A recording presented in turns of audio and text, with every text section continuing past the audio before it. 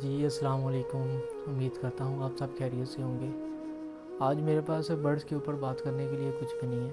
آج میں کسی برڈ کے اوپر یا کسی برڈز کے ریلیٹڈ کوئی ٹاپک کے اوپر بات نہیں کرنا چاہ رہا آج، کیونکہ کچھ دن میں کافی بیزی تھا، جس کی وجہ سے برڈ کے اوپر میں ویڈیو نہیں بنا سکا۔ کچھ کام کاج تھے، کچھ بزنس کے حوالے سے، کچھ شاپ کے حوالے سے، جس کی وجہ سے میں ویڈیو اپلوڈ نہیں کر سکا۔ تو آج میرا دل کر رہا تھا کہ آپ لوگوں کے ساتھ اچھی باتیں شیئر کی جائیں، کیونکہ دنیا داری تو ایک جگہ ہے، کوئی اچھے پیغام بھی ہم نے اپنے بھائیوں کو دینے ہیں، اس پہ ہم نے بھی عمل کرنا ہے، اور کوشش کروں گا کہ آپ لوگ بھی اس پہ عمل کریں، کیونکہ یہی چیزیں ہیں جو ہمارے اعمال میں لکھی جائیں گی۔ دنیا میں ہم بہت سارے کام کرتے ہیں، پیسہ کمانے کے لیے ہمیں بہت کچھ کرنا پڑتا ہے، ٹھیک ہے۔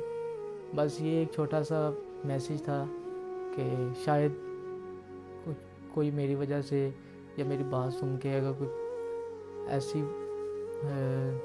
چیز میں بیٹھا ہوا ہے کہ جی جو اس کو سمجھ میں نہیں آ رہی، شاید اس کو سمجھ آ جائے کچھ اس ٹاپک کے حوالے سے، کیونکہ مجھے تو نہیں پتہ، ہر انسان کو اپنی ہی پریشانی ہے کہ کون سا کس مسئلے میں پھنسا ہوا ہے، کس کو کیا پرابلم ہے۔ تو ہمیں ہمیشہ اللہ تعالیٰ کی رضا میں خوش ہونا چاہیے، جیسے وہ راضی ویسے ہمیں بھی راضی رہنا چاہیے۔ اس نے تھوڑا دیا تو شکر الحمدللہ، زیادہ دیا تو شکر الحمدللہ۔ کچھ لوگوں کو بہت زیادہ دے کے بھی وہ آزماتا ہے، کچھ کو نہ دے کے بھی آزماتا ہے۔ تو کس حال میں بھی ہیں ہمیں اللہ تعالیٰ کا شکر ادا کرنا چاہیے، اور اگر ہمارے پاس زیادہ ہے تو ہمیں قبر میں جا کے زیادہ کا حساب دینا پڑے گا، کم ہے تو ظاہر سی بات ہے ہمیں کم کا حساب دینا پڑے گا۔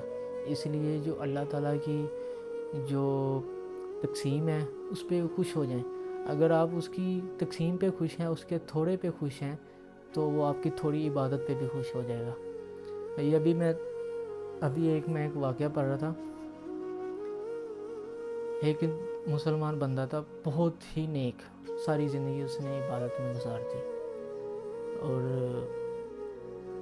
یہاں تک کہ صبح سے لے کے شام تک اس نے عبادت کرنی، مسجد میں بیٹھے رہنا، کوئی بھی آتا تھا اس نے بات نہیں کرنی، صرف اللہ کی عبادت میں لگے رہنا۔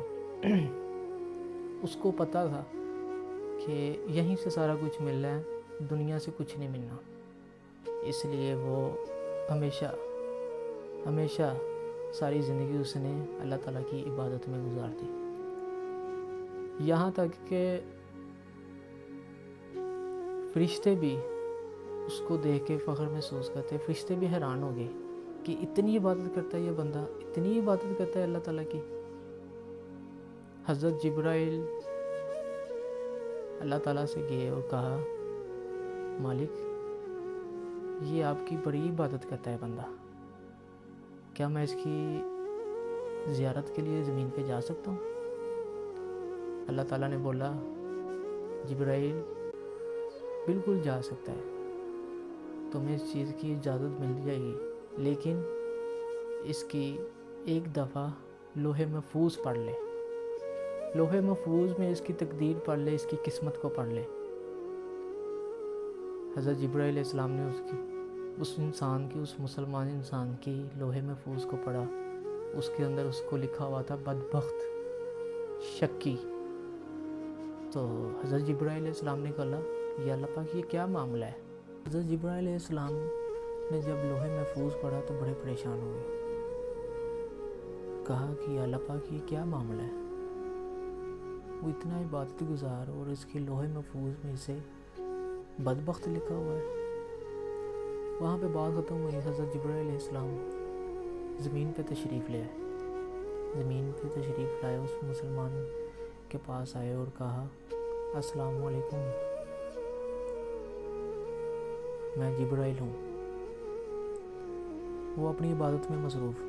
حضرت جبرائیل علیہ السلام نے بتایا کہ تم نے ساری زندگی اللہ تعالیٰ کی عبادت کرتے گزار دی ہے، لیکن تمہیں پتہ ہے تمہاری قسمت میں اللہ تعالیٰ نے تمہیں بدبخت لکھا ہے، تمہیں شقی لکھا ہے۔ تو آگے سے وہ مسلمان انسان کے جو الفاظ تھے وہ تھے الحمدللہ، شکر الحمدللہ، اس کی میں رضا میں خوش ہوں، وہ جیسے راضی میں ویسے راضی، وہ ادھر لکھے وہ ادھر لکھے، کم از کم اتنا تو یقین ہے نا اس نے ہی لکھا ہے، لکھا تو ہے نا، اس نے لکھا ہے نا، جیسا بھی لکھ دیا۔ اب میں نکما تھا، میں ہی ایسا انسان تھا، اس میں میرے اللہ کا کیا قصور، اس کو جیسے بہتر لگا اس نے ویسے لکھ دیا۔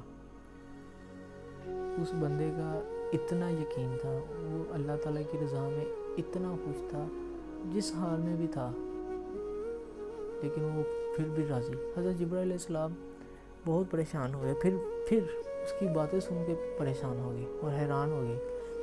ان کو لگا، انہوں نے سمجھا کہ شاید اس نے میری بات کو غور سے نہیں سنا۔